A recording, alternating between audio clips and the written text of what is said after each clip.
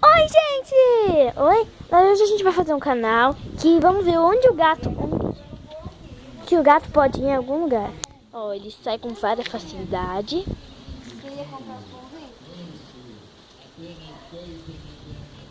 Ele vai indo. Nós vamos fazer o mistério do gato.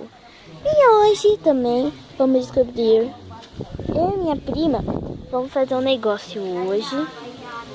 Aí, no sábado, eu vou ir pra minha outra prima. Eu vou levar meu celular pra gravar o vídeo lá. E vocês deixem um like e se inscrevam no meu canal.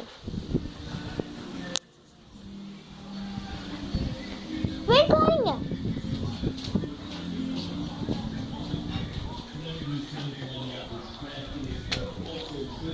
O gato se interte muito rápido com qualquer coisa.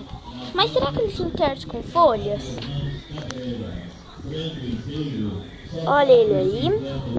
Esta é a casa da minha avó. É num sítio, sim, com uma casa atrás.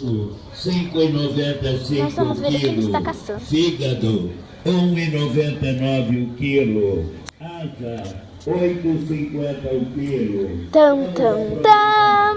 Hoje é dia de promoção especial.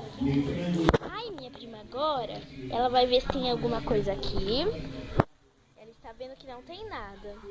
Aqui é a árvore de acerola da minha avó.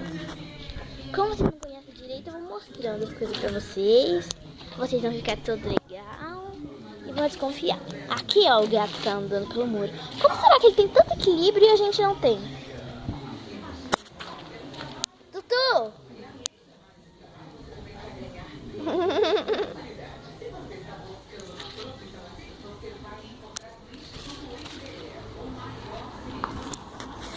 Ó, gente, isso foi por tudo hoje. No sábado tem mais, muita mais coisa legal, tá? Tchau!